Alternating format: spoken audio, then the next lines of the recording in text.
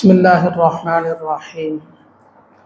حضرت عائشہ رضی اللہ تعالی عنہ سے مروی ہے، فرماتی ہیں کہ رسول اللہ صلی اللہ علیہ وسلم سے کاہنوں یعنی نجومیوں کے بارے میں لوگوں نے سوال کیا تو آپ صلی اللہ علیہ وسلم نے ارشاد فرمایا ان کی کوئی حقیقت نہیں ہے۔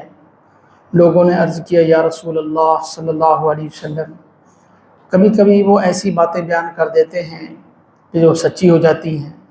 آپ صلی اللہ علیہ وسلم نے ارشاد فرمایا کہ یہ حق کلمہ ہوتا ہے جس کو جنات جو ہے وہ اچک لیتے ہیں، وہ اپنے دوست نجومی کے کان میں اس کو ڈال دیتے ہیں، وہ اس کے ساتھ 100 جھوٹ ملا کر اس کو پھر بیان کر دیتا ہے۔ اس حدیث کو امام بخاری امام مسلم رحمہ اللہ نے نقل کیا ہے۔ کاہنوں اور نجومیوں کے پاس جانا، اس کی ممانعت نبی پاک صلی اللہ علیہ وسلم نے فرمائی ہے، اور آگے بھی حدیثیں ہیں، انشاءاللہ پڑھیں گے، مزید وضاحت ہوگی آگے۔ اتنی بات ہم ذہن میں رکھ لیں کہ دین اسلام جو ہے نا پکا دین ہے، اس کے اندر وہم شک ان چیزوں کی گنجائش نہیں ہے، یعنی کہ کوئی فال نکالی جاتی ہے، شگون لیا جاتا ہے، یہ ساری کی ساری چیزیں اسلام میں ممنوع ہے۔ اسلام اس چیز کا درس دیتا ہے، قرآن و حدیث سے بالکل واضح الفاظ میں موجود ہے کہ نفع و نقصان کے مالک ذات صرف اللہ کی ہے، کل کو کسی کے ساتھ کیا ہونا ہے وہ صرف اللہ کو علم ہے، اللہ کے علاوہ کوئی نہیں جانتا۔ تو اس لیے جو ہے یہ چونکہ زمانہ جاہلیت میں ایسا ہوتا تھا کہ کاہن نجومی جو ہے وہ بیان کرتے تھے، اور زمانہ جاہلیت کے لوگ ان پر اعتقاد بھی بہت زیادہ رکھتے تھے۔ وہ سمجھتے تھے کہ یہ عالم الغیب ہیں نجومی جو ہیں، اور یہ ان کے پاس کوئی معرفت ہے، معرفت کا علم ہے جس سے یہ فلاں مستقبل کی باتیں بتا دیتے ہیں، پیشن گوئیاں کر دیتے ہیں۔ تو اس لیے آپ صلی اللہ علیہ وسلم سے سوال کیا گیا، آپ نے فرمایا لیسوا بشیء، یہ کاہنوں کی کوئی حقیقت نہیں ہے، یہ کچھ نہیں بتا سکتے۔ تو پھر جو ہمارے ذہن میں سوال آتا ہے وہ صحابہ نے بھی کیا، یا رسول اللہ انہم یحدثوننا احیانا بشیء، کبھی وہ ایسی چیز ہمیں بیان کر دیتے ہیں فیکون حقا، وہ سچی ہو جاتی ہے۔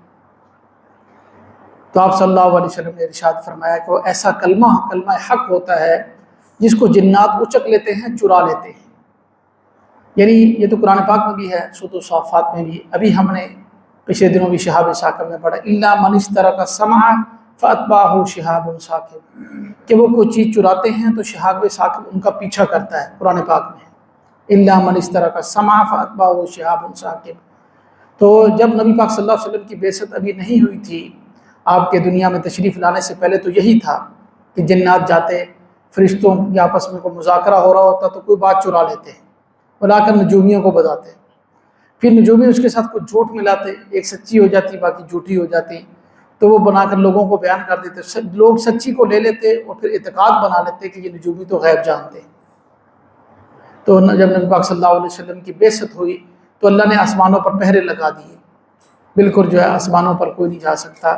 تو اب اگر جاتا ہے تو پورے آسمان پر پہرا ہے، آپ کا یہ معجزہ ہے، آپ کی یہ فضیلت ہے، تو اس کی وجہ سے جو ہے فرشتے جو ہے وہ ستارہ مارتے ہیں، شہاب ثاقب جو ہے جلتا ہوا ہمیں نظر بھی آتا ہے۔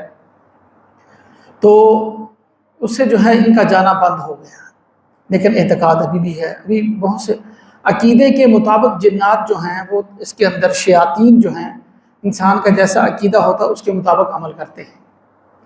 ایک بندے کا عقیدہ کہ یہ درخت نقصان پہنچاتا ہے، تو درخت تو نقصان نہیں پہنچاتا، کیونکہ یہ کہیں بھی نہیں ہے، نہ ہمارے نبی نے فرمایا نہ قرآن بھی، بالکل ہی یہ تو ہمارے عقیدے کے خلاف۔ ہم تو کہتے ہیں لا الہ الا اللہ، اللہ کے سوا کسی سے کچھ نہیں ہوتا۔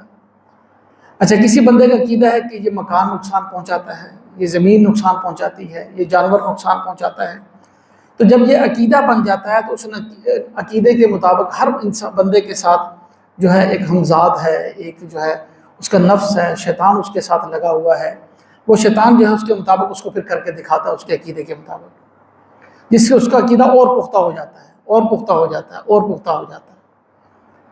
تو جو ہے پھر وہ اپنے پختہ عقیدے کے اندر اور وہ پھر کسی کی نہیں سنتا، کہتا ہے میں نے خود آزمایا ہے، میں نے خود دیکھا ہے، فلاں صاحب تصرف کر رہے تھے، فلاں صاحب اپنی معرفت کا یہ انہوں نے بیان فرمایا اور وہ 100% سچا ہو گیا۔